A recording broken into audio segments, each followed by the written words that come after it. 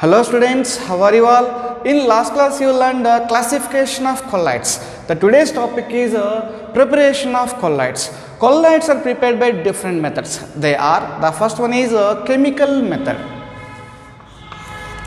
First one is a chemical method. And the second one is a Braddock's arc method.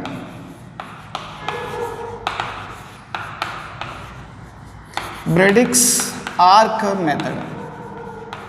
It is also called as electrical disintegration. Braddock's arc method also called as electrical disintegration. And the third one is peptidization.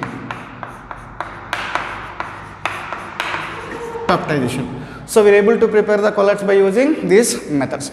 Now let us discuss one by one in detail. Among them, the first one is a chemical method.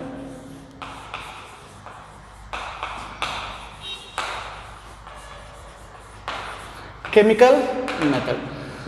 Colloids are prepared by a chemical reactions. Colloids are prepared by a chemical reactions. So now let us take some examples preparation of colloids. The first one I am taking AS2O3. This AS2O3 reacts with 3H2S.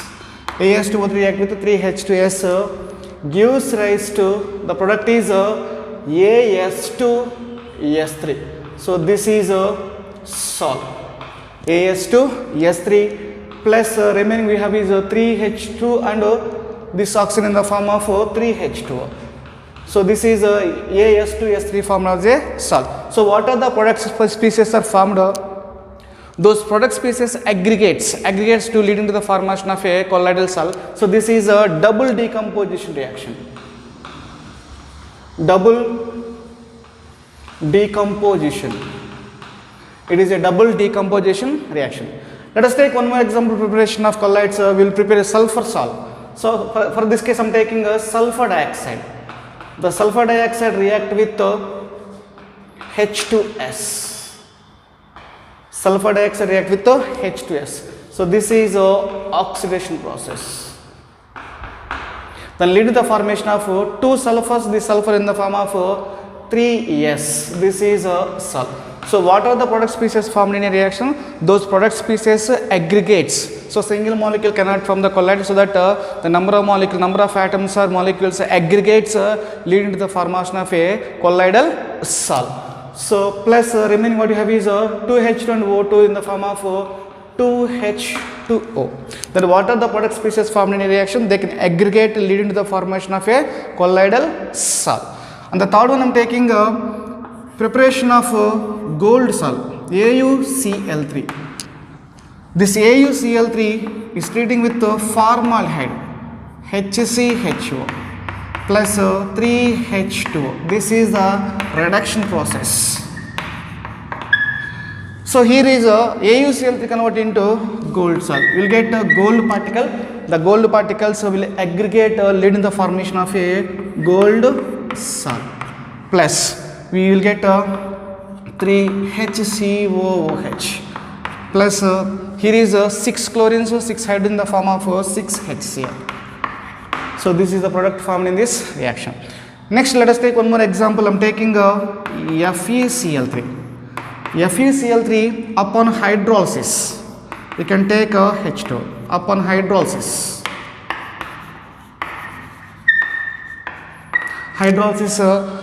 from this water we will get OHS and this Fe in the form of FeOH taken thrice. FeOH taken thrice. This is the salt plus here is 3 hydrogens left to 3 chlorines. 3 hydrogens, 3 chlorines in the form of 3HCl. So this is the preparation of colloids by chemical method. So in this preparation, what are the aggregates, what are the species of product species are formed? Those product species will aggregate leading to the formation of a colloidal salt. So this is the first one, preparation of colloids by chemical methods. Preparation of colloids by chemical methods. This is the first one. Next, Braddock's arc method. It is also called as electrical disintegration. This is the second method for the preparation of colloids. The colloidal salts of metals are prepared by Braddock's arc method. Colloidal salts colloidal salts of metals, such as you can take gold salt, or you can take platinum salt, or you can take silver salt, etc. So the colloidal salts of metals such as gold, platinum, silver are prepared by using a Brady's arc method. This process involves dispersion as well as condensation. In Brady's arc method, the electrodes are placed in a dispersion medium. Electrodes are dipped in a dispersion medium. This is the dispersion medium. I am labeling as DM, dispersion medium, and these are the electrodes. So these electrodes are immersed in or placed in a dispersion medium. So this is a negatively charged electrode. We have to call it as a cathode, and this is the positive electrode. We have to call as anode. So this is anode. This is the cathode. Right? These electrodes are placed in a dispersion medium. When the electric current is passed across the electrodes, here the electric arc struck between the two electrodes. When the current is passed, the electric arc struck between the two electrodes. As a result, the intense heat is developed. Here is the heat is developed. Due to high heat energy, the metal what we are taking, this metal electrodes will be vaporized. The metals will get vaporized. So those vapors will be condensed, leading to the formation of a salt. So we will get dispersed phase from these metals. So this is a Brady's arc method. It is also called as electrical disintegration. Suppose if you want to prepare gold salt, so these electrodes we have to take as a gold. If you want to prepare platinum salt or silver salt, we have to take these electrodes as platinum or silver. Then we have to pass electric current. When the electric current is passed across the electrodes, there is a high heat is developed.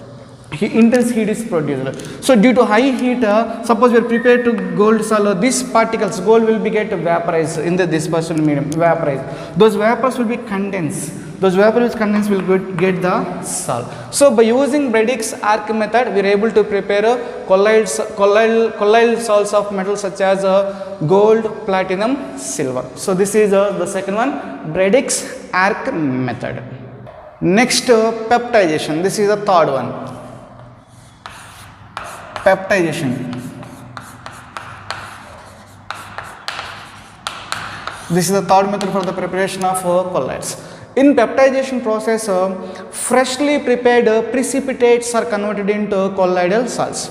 Now let us understand what is peptidization by taking an example.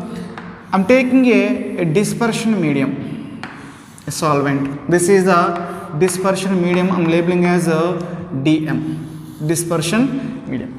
To this dispersion medium, I am adding a freshly prepared precipitates, PPT, precipitates.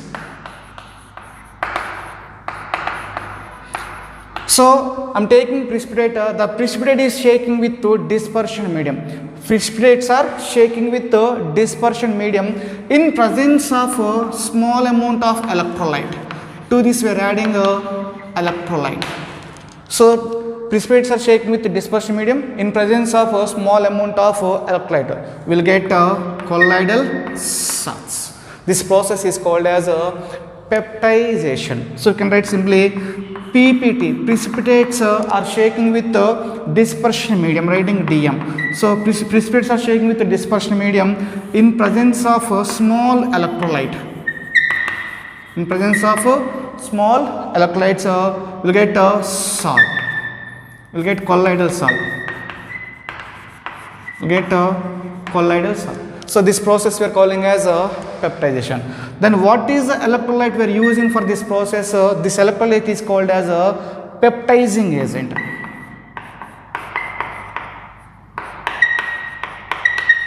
Peptizing agent.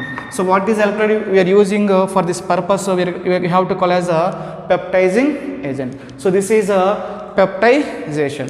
So what is the peptidization? The process of conversion of precipitates,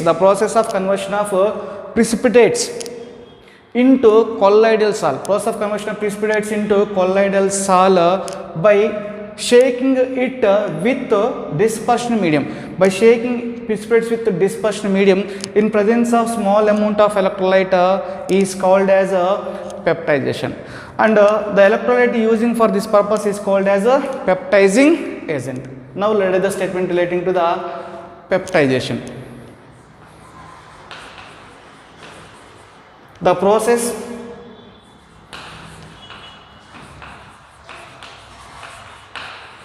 process of converting precipitates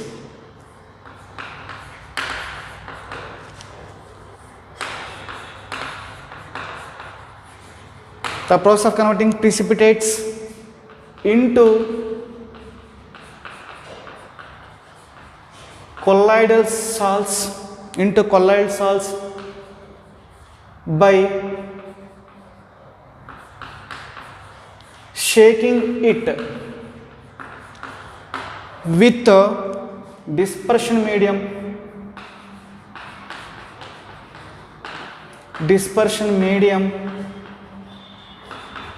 in presence of small amount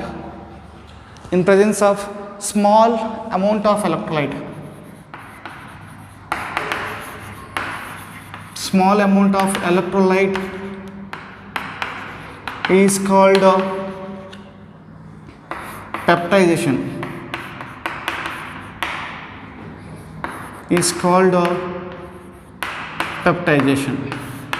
And the electrolyte used for this purpose is called as a peptizing agent. Electrolyte are used for this purpose. The electrolyte used for this purpose is called peptizing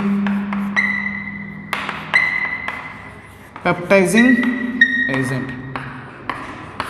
So this is a peptidation. Peptidation is nothing but the process of converting precipitates into colloidal salts by shaking it with dispersion medium in presence of small electrolyte. Small amount of electrolyte is called as a peptidation. So the electrolyte used for this purpose is called as a peptizing agent. In this peptidation process, freshly prepared precipitates are converting into colloidal salts. This is a third one, peptidation. Next topic, purification of colloids. Now let us understand the purification of colloids by taking an example. I am taking a colloidal solution.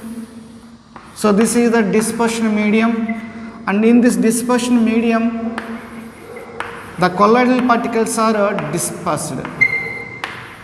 So these are the colloidal particles. So this is nothing but a dispersed phase. So the colloidal solution contains a dispersed phase and a dispersion medium. We know very well this. In addition to the dispersed phase and dispersion medium, this colloidal solution may contain some other soluble impurities and electrolytes. So this colloidal solution contains electrolytes and some other soluble impurities.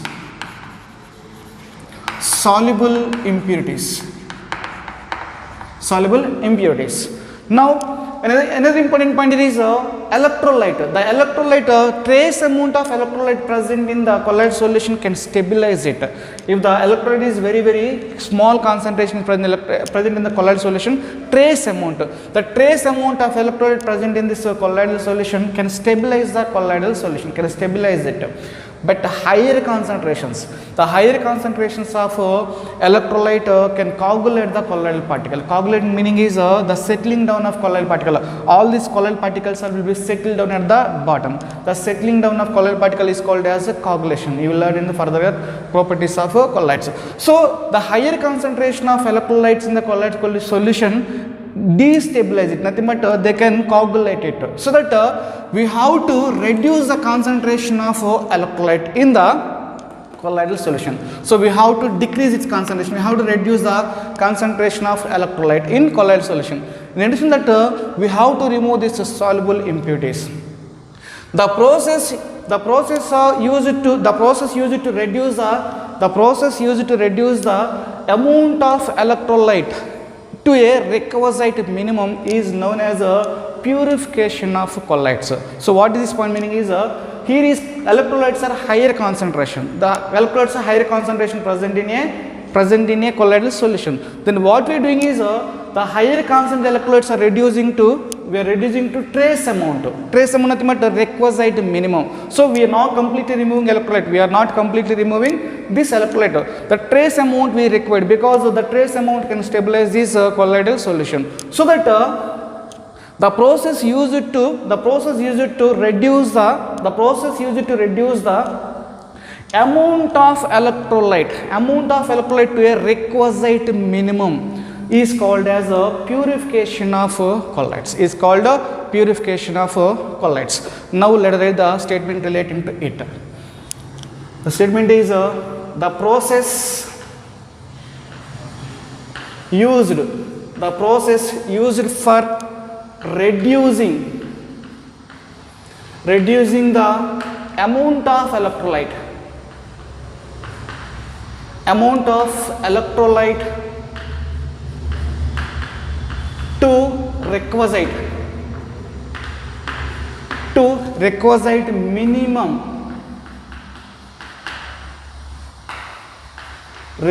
minimum is called purification of colloids.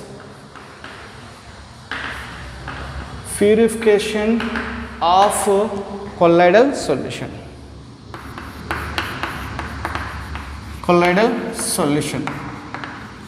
So for the purification purpose, we will use different methods. They are, the first one is dialysis. And the second one is electrodialysis. And the third one is ultrafiltration.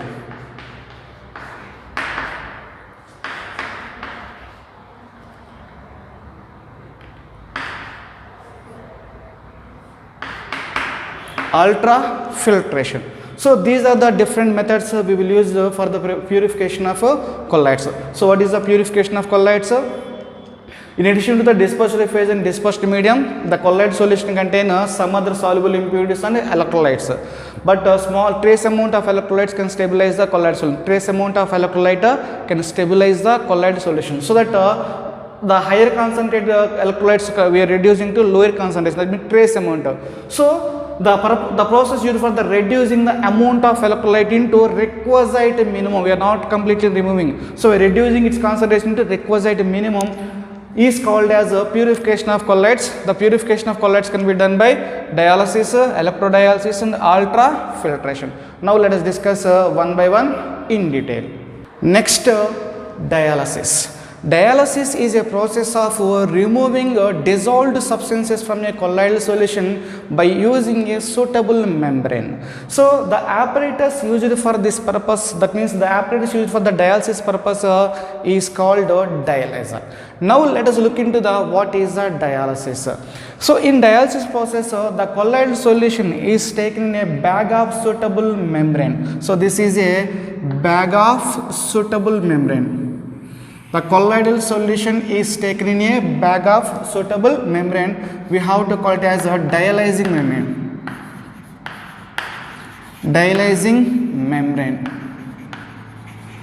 This dialyzing membrane, nothing but you can take a animal membrane. Nothing but bladder you can take. Bladder. Or you can take a parchment paper,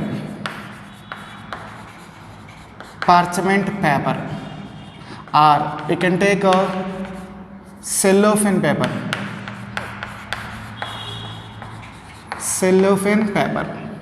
So this is we are taking a dialyzing membrane. So the colloid solution is taken in a bag of suitable membrane. We have to call it as a dialyzing membrane. So this colloid solution contains these are the salt particles. These are salt particles.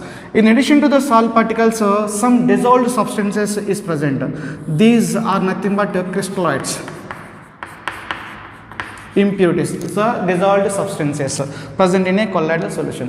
So our intention is we have to remove these dissolved substances from this colloidal solution. So here is what is taken at outside. So water is taken at outside. Then water is flowing. There is a flowing of water from one end to another end. So water is flowing.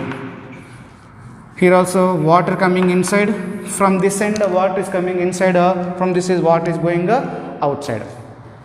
Whenever the water is flowing, the specialty of this membrane is this membrane does not allow the movement of colloidal particles. And what are the impurities, so impure substances, crystalloids is there, that crystalloids and some other molecules and ions will diffuse into the water. So suppose this is a crystalloid, nothing but a molecule or ion.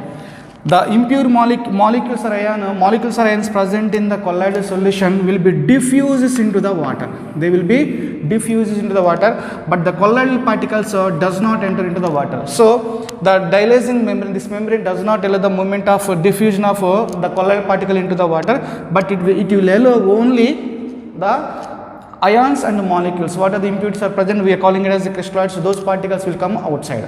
So whenever the water is flowing, the dissolved substances or molecules or ions diffused into the water, they will go outside along with the water. So for this purpose, the only colloid particles will be remains in this bag. So this process we are calling as dialysis. In this process, what we are doing, we are removing the dissolved substances. We are removing the dissolved substances. Dissolved substance by using a suitable membrane is called as a dialysis, and apparatus used for this purpose is called as a dialyzer. We have to call it as a dialyzer. Let us write the statement relating to it. For the process of removing dissolved substances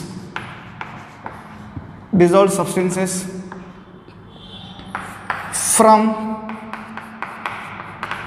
colloidal solution or colloid salts, by using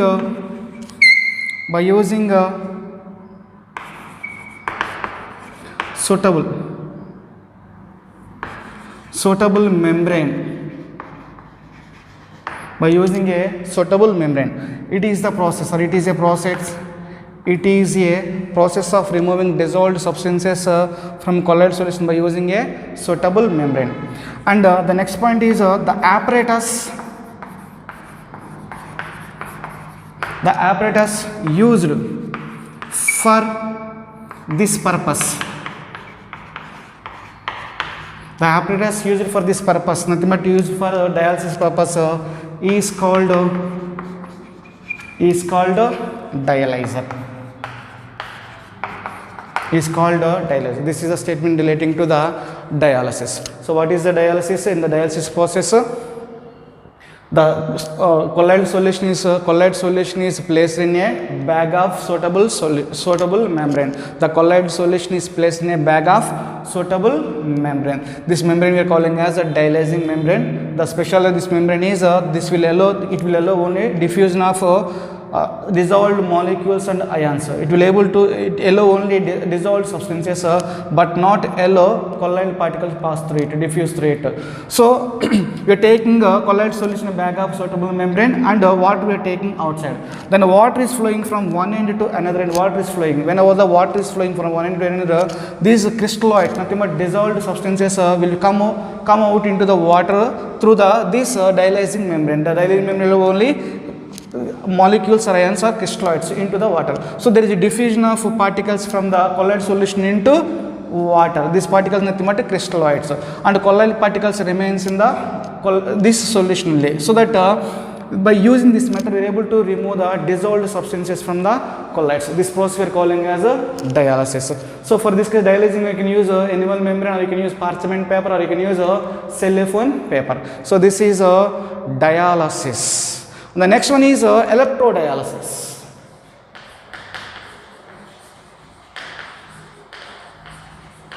And the dialysis process is a very slow process. So to increase the process faster, we will apply EMF to this dialyzer in this dialysis process. What is my point meaning is I'm taking a same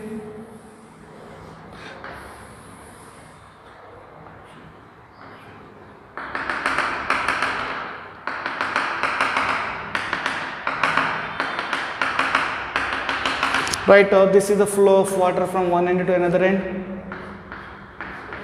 Water is flowing from one end to another end, clear.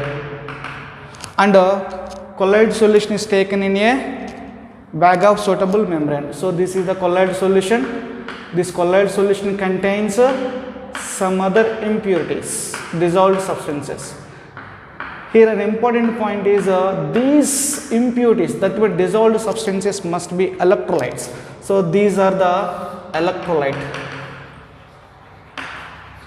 electrolytes, nothing but we have to take as they may be positive ions or that may be a negative ions. Whenever the dissolved substance is electrolyte, so to fast up the dialysis process, we will use electric current. That means we are applying EMF. So I am taking, this is one electrode, here I am taking another electrode. These two electrodes are connected to a battery. So this is the positive terminal and this is the negative terminal. So we are connecting this dialyzer to a battery or electric source, battery, and this is a positive terminal and this is negative. Positive terminal we have to call it as a anode and negative terminal we have to call it as a cathode.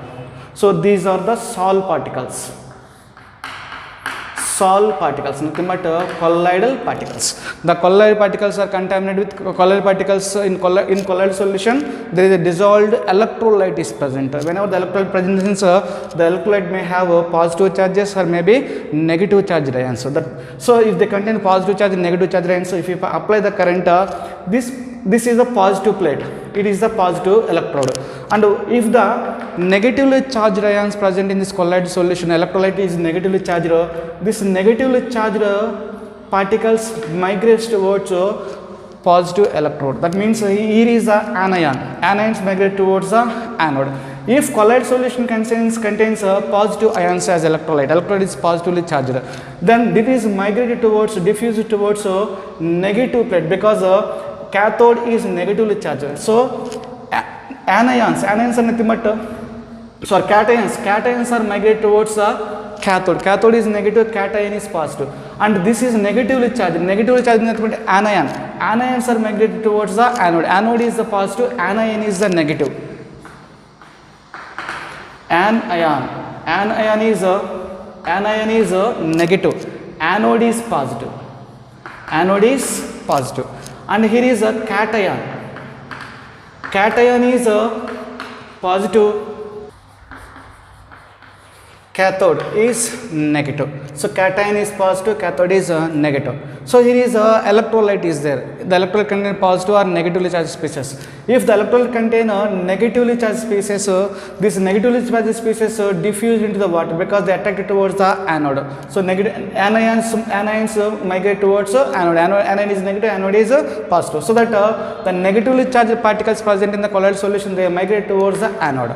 If the positive charged particles, nothing but cations present in the colloidal solution, these positive charged particles will be migrate towards the cathode. So cations migrate towards the cathode. So simply the electrolytes, oppositely charged ions present in the solution, the present electrolyte solution, they migrate towards their respective electrodes. That means cations migrate towards the cathode, anions migrate towards the anode. As a result, all the particles, electrolytes particles present in the colloid solution will diffuse into the water. They will wash away with the water. So that the electrolytes present in the colloid solution can be removed by applying EMF. This process we are calling as electrodialysis. So what is the dissolved substances? The dissolved substance is nothing but electrolytes. What are the electrolytes present in the colloid solution can be removed by using applied EMF. So this process only applicable to the solution which contains colloidal solution which contains electrolyte. So that we are calling it as electrodialysis. So the dialysis process is slow. So to make the dialysis process faster, we are using electrodialysis by applying EMF. This is dialysis and electrodialysis. Next, ultrafiltration. This is third one.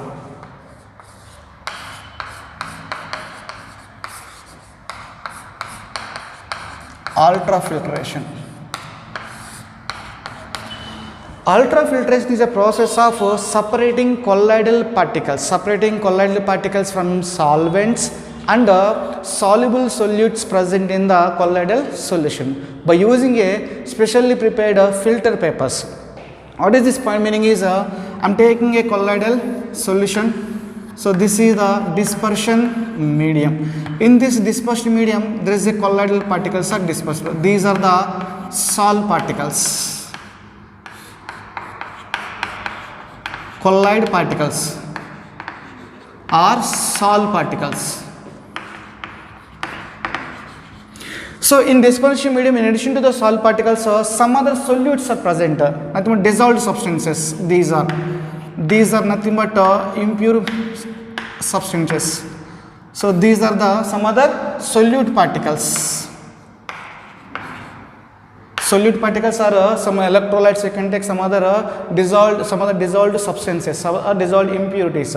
So what is the thing is, we have to remove these solute particles. We have to remove these dissolved substances from colloid solution. In addition to this colloid solution, we have to separate dispersion medium also. Dispersion medium and solute particles we are separating from the colloidal particles. So colloidal particles we are separating from the solvent. This dispersion medium is a solvent. This solvent and the solute particles by using a filter paper. We have to call as ultrafiltration. For this case, we will use specially designed filter papers. Those filter papers are called ultra filter papers. In that case, the ordinary filter papers can allow all the particles pass through them. But we have to take specially designed filter papers. The specially designed filter papers, these ultra filter papers will allow the diffuse, they can allow solute particles and solvent through them, that does not allow colloid particles pass through them. Ultra filter papers does not pass colloid particles pass through them, but they can pass solute particles. What is the electrolytes are present, what is solute particles, or what are the other substances are dissolved in it, all those particles are passed through the ultra filter paper, and dispersion medium solvent will pass through it, but colloid particles cannot pass through it. So by using ultra filter papers, we will separate colloid particles from solvents and solute particles present in the colloidal solution. So the pores of the ordinary filter papers is very, very large. So that for this purpose, we have to reduce the pores of the filter paper to requisite minimum. So we will reduce the pores of filter paper by dipping the filter paper in a collidin.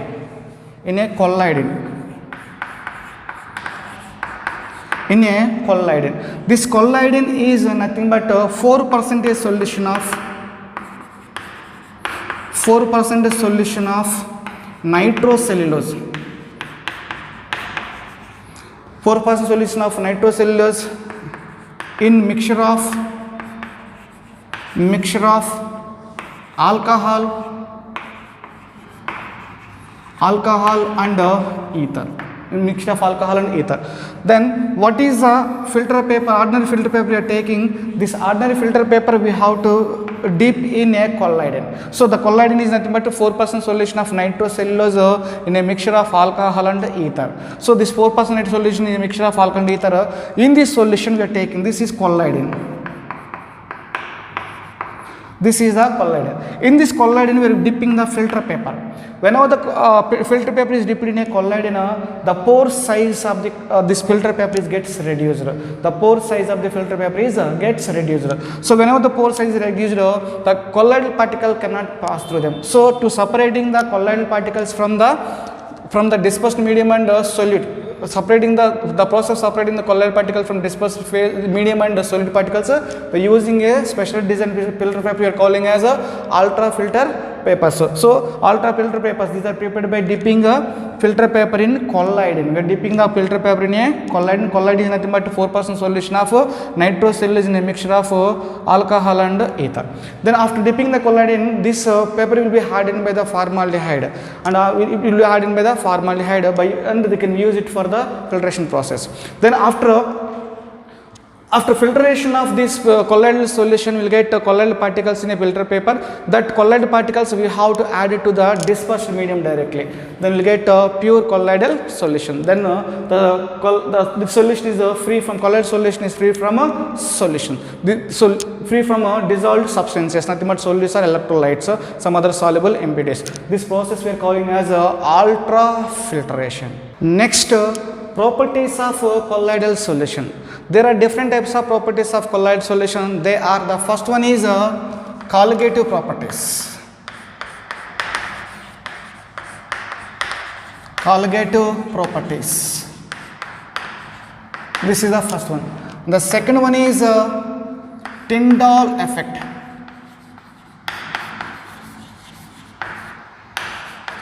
Tyndall effect. And the third one is Brownian movement. Brownian movement. The third property is Brownian movement. And the fourth one is charge on colloids. Charge on colloids. This is the third one. Fourth one. Fifth one is color. Color of colloids. And the sixth one is electrophoresis.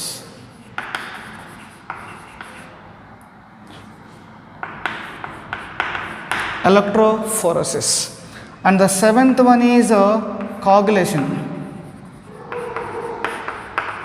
Coagulation, also called as precipitation. Precipitation. So these are some properties of colloids. The first one is colligative properties. The second one is Tyndall effect, and the third one is Brownian movement, and the fourth one is charge on colloids. And the fifth one is color. And the next one is electrophoresis, and the last one is coagulation or precipitation. So these are the properties of colloids.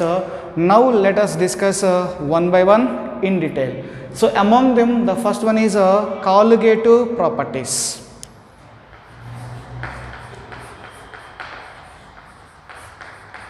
Colligative properties. So colligative properties are nothing but the property of a solution which depends upon the number of solute particles irrespective of their nature. These properties depends upon the number of solute particles irrespective of their nature. We have to call them as colligative properties. So these properties depends on number of solute particles irrespective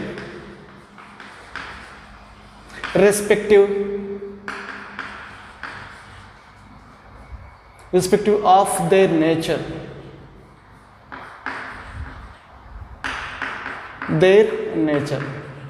So we have to call them as colligative properties.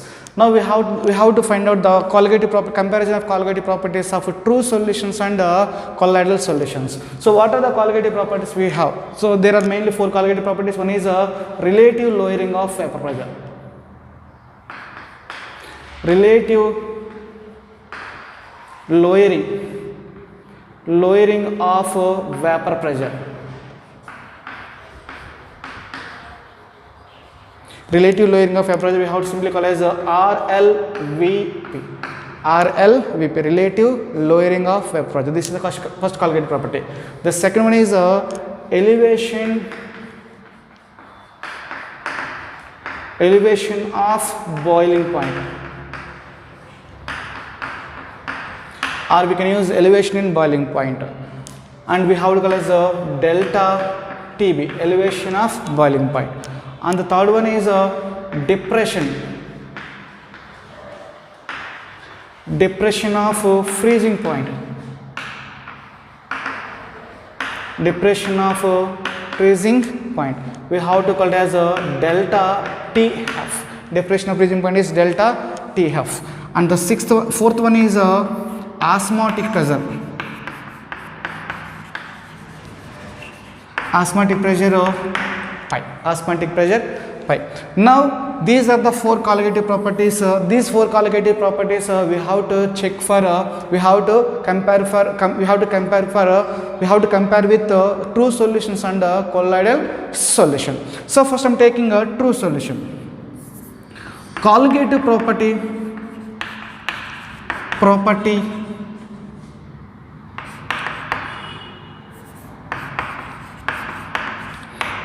values. The colligative property values order, colligative property value order is a true solution. True solution is greater than a colloidal solution. The order of colligative properties values, suppose if you calculate the colligative property, you can take a relative lowering of the relation of boiling point, a depression in freezing point, or osmotic pressure. If you calculate for the true solution, and we can calculate for the colloidal solution the same concentration, then the value of colligative property is more for true solution compared to the colloidal solution. Now one question is arises, why the value of colligative properties is higher for the true solutions when compared to the colloidal solution? So in the true solutions, the particles are small in size. In true solutions, the particles are small in size. But in the case of colloidal solutions, the particles are large in size. In colloidal solution, particles are large in size. As a result, here is more number of particles will be present. In a true solution at a given concentration, more number of particles are present. As a result, due to presence of the more number of particles, the colligative properties values are more for true solution as compared to the colloidal solution. So for the case of colloidal solution, the number of particles is less. So because the particles is very big size, that it is heterogeneous in nature. This is homogeneous in nature. So here is particle size is very large. So between 1 nanometer to 1000 nanometers. But in the case of true solutions, the particle size is less than 1 nanometer. So particle size is very less. So here particle size is very more. At a given concentration, here is more number of particles is present. As a result, the colligative properties values are higher in the case of true solutions as compared to the colloidal solution. So this is the first property of colloidal solution, that is a colligative property. This property depends upon number of solute particles irrespective of their nature. So here is colloidal particles in the true solutions. Here number is the property depends upon the number of solute particles. Property depends upon number of solute particles irrespective of their nature. So colloidal solution, true solution has more number of particles at a given concentration compared to the colloidal solution. As a result, the colligative property values are higher for true solutions and compared to colloidal solutions. This is the first property.